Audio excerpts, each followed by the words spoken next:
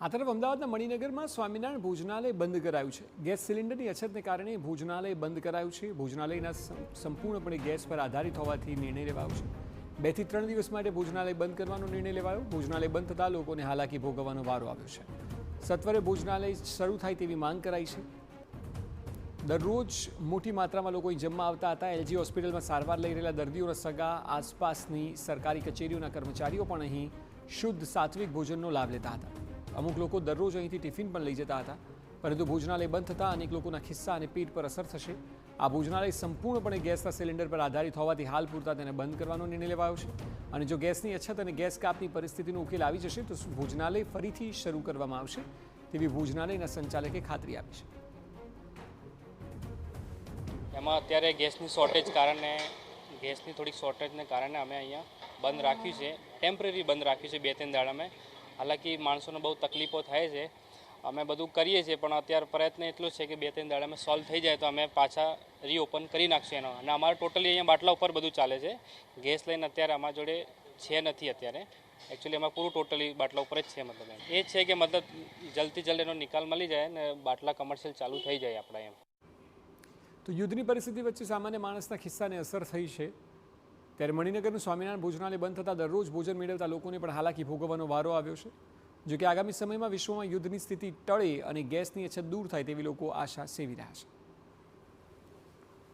યુદ્ધની પરિસ્થિતિના કારણે ગેસના બાટલાની જે અછત વર્તાઈ રહી છે ને તેને કારણે અનેક ધંધા રોજગાર છે તેની અસર ત્યાં જોવા મળી રહી છે। ખાસ કરીને એક ભોજનાલય છે મણિનગર વિસ્તારમાં, સ્વામિનારાયણ મંદિર છે, આ ભોજનાલય છે સ્વામિનારાયણ ભોજનાલય કે તેને બંધ કરી દેવાનો વારો આવ્યો છે, કેમ કે જે રીતના ગેસની અછત છે, ગેસ સિલિન્ડરની અછત છે ને તેને જ કારણે આ ભોજનાલય છે તે આજથી છે બંધ કરી દેવામાં આવ્યું છે। ઘણા એવા લોકો છે કે અહીં નિયમિત જમવા આવે છે, અહીંથી ટિફિન લઈ જાય છે, પરંતુ આજે જે રીતે આ બંધ કરી દેવામાં આવ્યું છે મુશ્કેલી પડી છે। આ કાકા છે કે જે ટિફિન લેવા માટે આવે છે। કાકા, આપ કેટલા સમયથી અહીં ટિફિન લઈ જાઓ છો ને આજે શું પરિસ્થિતિ છે? આજે ટિફિન મળશે નહીં, ગેસના બાટલા છે ને એના કારણે અમે પાછા ધક્કો કહીએ છીએ। તે ક્વિન્ટલથી આવીએ। કેટલા સમયથી આવો? હું 7-8 વર્ષથી આવું છું।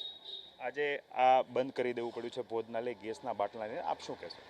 મણિનગરની અંદર આ ભોજનાલય બહુ સારામાં સારું છે, જે શુદ્ધ ખોરાક આપે છે।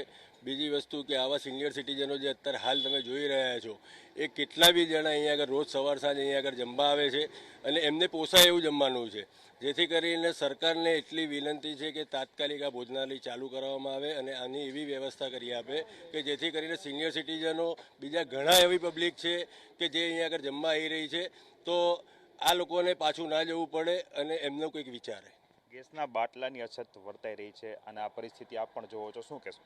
હું ચોક્કસથી સરકારને એવું એક મારું સૂચન છે કે ભાઈ જે આ કોમર્શિયલ બેઝ ઉપર જે ચાલતા હોય છે હોટલો એ બંધ રહે તો વાંધો નથી, પણ અહીંયા એલજી હોસ્પિટલ છે, અહીંયા મેડિકલ કોલેજ છે કે અહીંયા ઘણા બધા બાળકો છે કે જેનો પરિવાર અહીંયા નથી, જે લોકો અહીંયા જમે છે અને ફક્ત ખૂબ સસ્તી ઓછી કિંમતની અંદર અને ખૂબ સારું ભોજન જે ઘર જેવું મળે છે।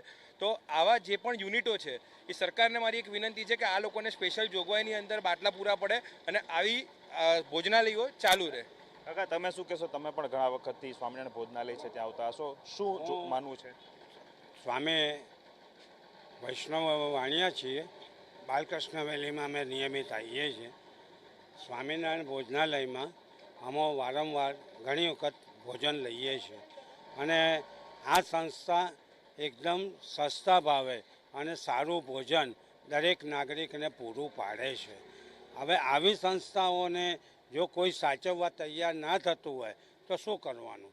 ગવર્મેન્ટ એક બાજુ એમ કહે છે કે તમે અહીંયા ધારણ રાખો, આપણી પાસે પૂરતો જથ્થો છે, પણ અમને તો ક્યાંય આમાં દેખાતું નથી અને આવા સારા નાના યુનિટો આ લોકોએ બંધ કરીને બેઠા, જેનાથી અસંખ્ય કસ્ટમરોને આજે ભૂખ્યા રહેવાનો વારો આવ્યો છે અને મોંઘી હોટલોમાં જઈ અને ભોજન લેવાનો વારો આવ્યો છે।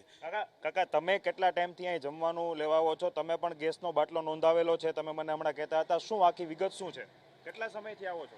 હું સ્વામિનારાયણ લોજમાં 1.5 વર્ષથી આવું છું અને મારા ઘેરથી ગુજરી ગયેલા છે, એટલે એક ટાઈમ સવારે બપોરનું જમવા માટે હું આવું છું। આજે હું આવ્યો ત્યારે સ્વામિનારાયણ લોજ બંધ હતી, એટલે ત્યાં આગળ સ્વામિનારાયણ સંસ્થાની ચોખ્ખી વસ્તુ મળે છે માટે હું જમવા આવું છું। બિલકુલ આ ગેટ છે બંધ છે, તાળું મારી દેવામાં આવ્યું છે. હું દ્રશ્ય બતાવવા માંગીશ કે આ તાળું મારી દેવામાં આવ્યું છે કેમ કે ગેસનો બાટલા જે રીતે નથી તેને કારણે જે છે હવે આવા યુનિટો છે, આવા ભોજનાલયો છે તે ફરજિયાતપણે બંધ રાખવા પડી રહ્યા છે અને તેની સીધી અસર છે તે અહીં જરૂરિયાતમંદ લોકો છે કે તેનો દરરોજને માટે લાભ જે ઉઠાવે છે તેના ઉપર પડી રહ્યું છે. જે રીતે ગેસની બોટલ્સ છે કે જે નિયમિત રીતે વપરાતી હોય છે, સૌથી વધુ ભોજનાલયો અને રેસ્ટોરન્ટમાં વપરાતી હોય છે, પરંતુ તેની અછતને કારણે અત્યારે આ પરિસ્થિતિ છે તે સર્જાઈ રહી છે. કેમેરા પર્સન નિલેશ વઘોરા સાથે હરીન માત્રાવાળિયા, TV9 અમદાવાદ.